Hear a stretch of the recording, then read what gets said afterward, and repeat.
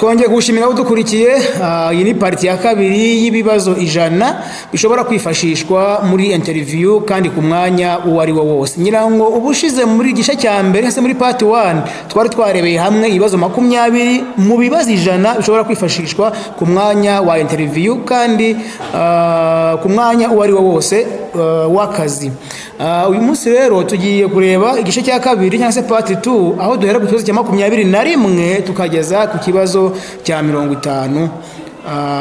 Nge rero tugiye kubana nitwa Alphonse Ndagijimana. Umuryango official bati turamenyesha abantu bose baprayinze ku myanya yose y'akazi ko tubafitiye document ubwo ni ibibazo n'ibisubizo byo kwifashisha mu gutegura ikizamini cy'akazi ku myanya iyo ari yo yose y'akazi, yaba head teacher, DOS, taxation, accountant secretary, English Kinya teacher A0, math and physics teacher n'indi myanya yose isigaye. Ubikeneye yaduhamagara kuri telefone zikurikira 0788 41 250 81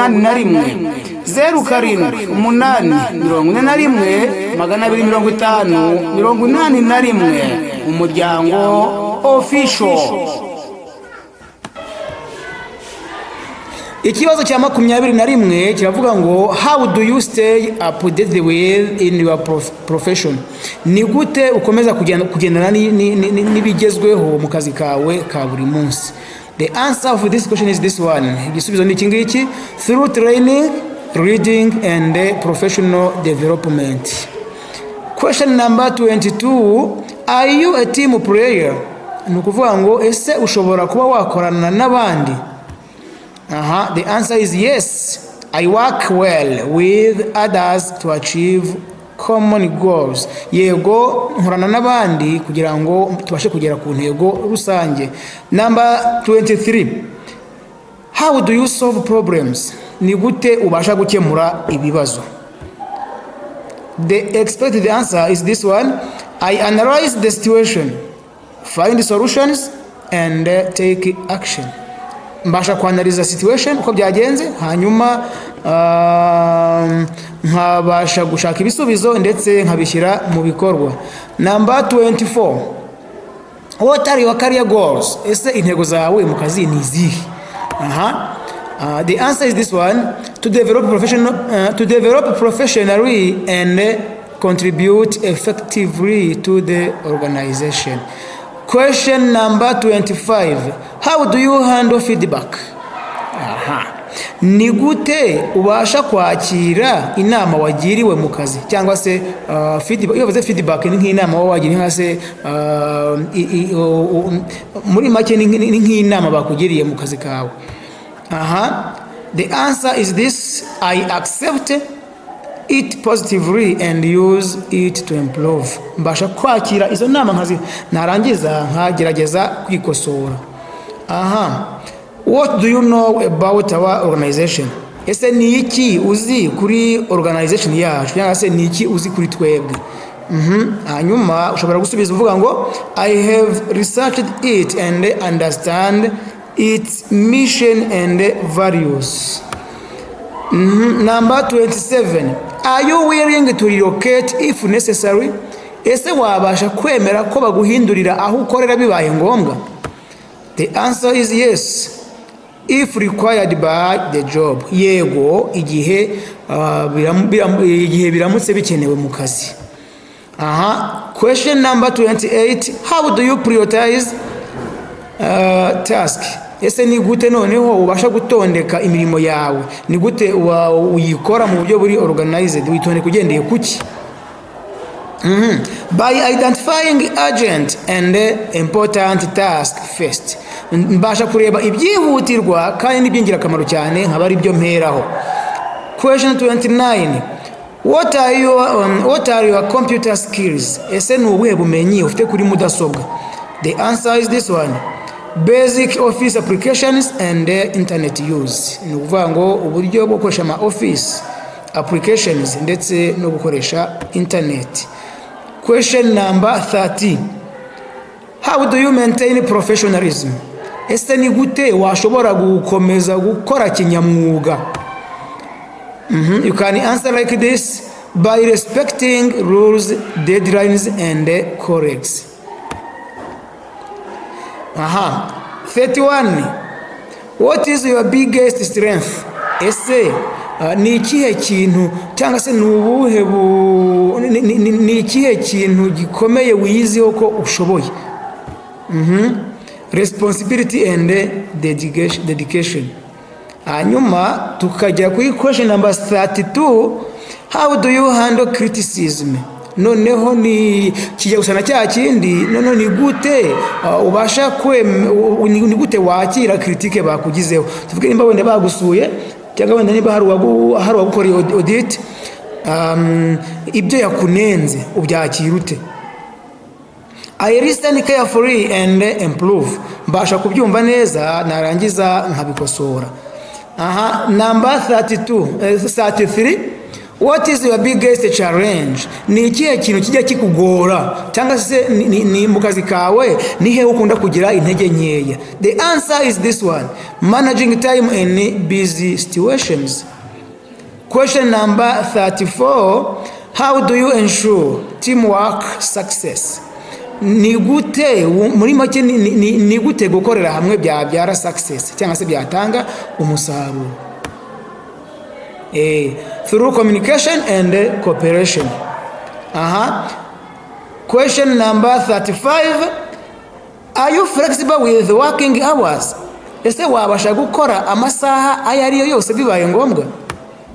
Yes, I'm ready to adapt when needed. Yego, nashobora kubikora igihe bikenewe. Question number 39. Sorry gato. Okay, number 39. What is your understanding of responsibility? Ese iyo bavuze responsibility wumva iki? Iyo bavuze inshingano wowe wumva iki?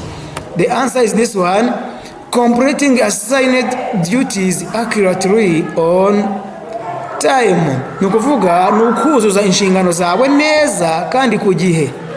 Yes. Question number 14. Why is teamwork important? Ese kuki gukorera hamwe ari ingirakamaro? You can answer like this: it improves the productivity and efficiency. Bibasha kongera umusaruro. How do you improve? This is the question number 41. How do you improve your skills?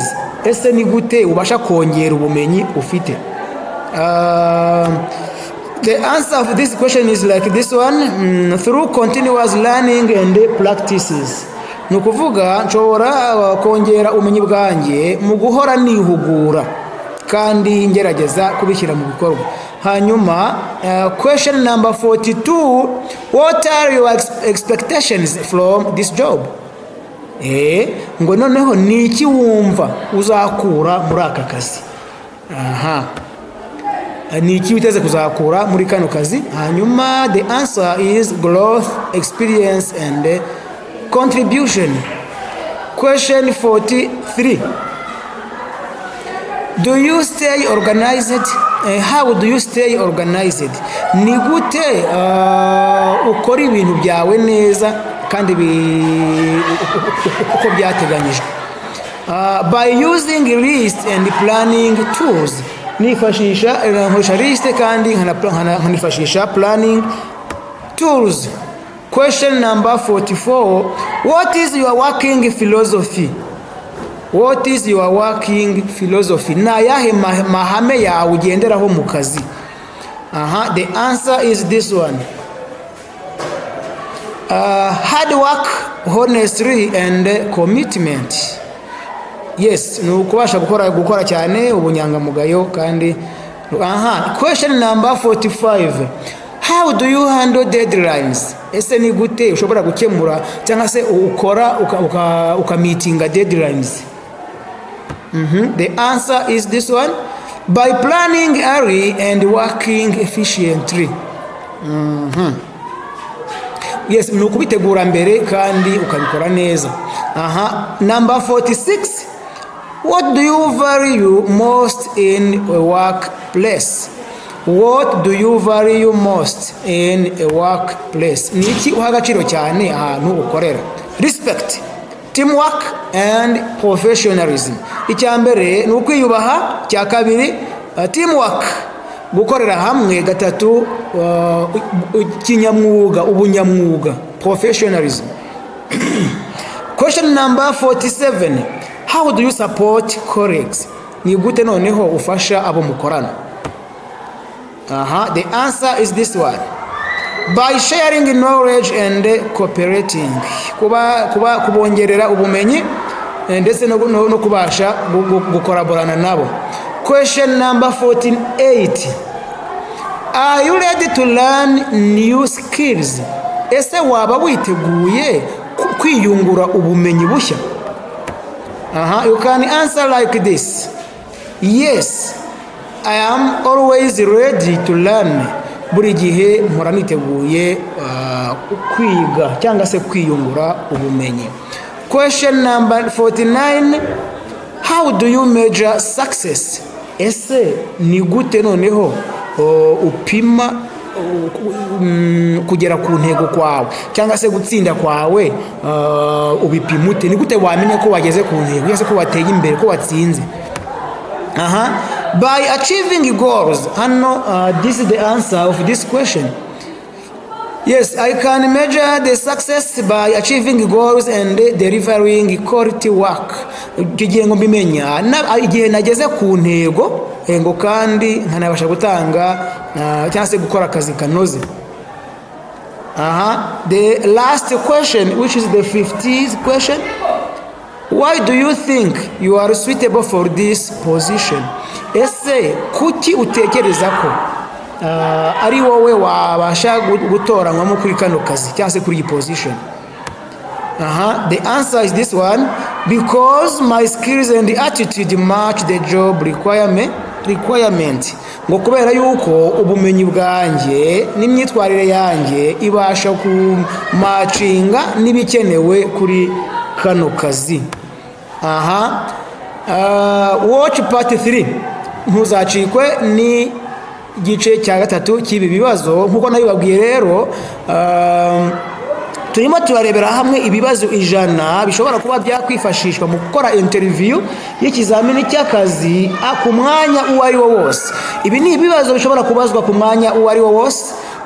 Niyo mpamvu twabashije gutegura iki kiganiro kugira ngo tubirebere hamwe, bityo buri wese bibashe kumugirira akamaro. Rero kurikirana cyane aya mapati yabyo. Ubutaha tuzakora pati 3, noneho izahera ku kibazo cya 51 igere ku kibazo cya 70. Ndagushimiye rero wowe wabashe kubana natwe muri kino kiganiro. Nkuko tumenyeranye, nge nitwa Alphonse Ndagijimana, umukunzi wanyu, umunywanyi wanyu, ubifuriza ibihe byiza kandi byuzuyemo ibyiza byose mwifuza. Naho ubutaha twandikire muri comment utubwire icyifuzo cyawe. Bye bye.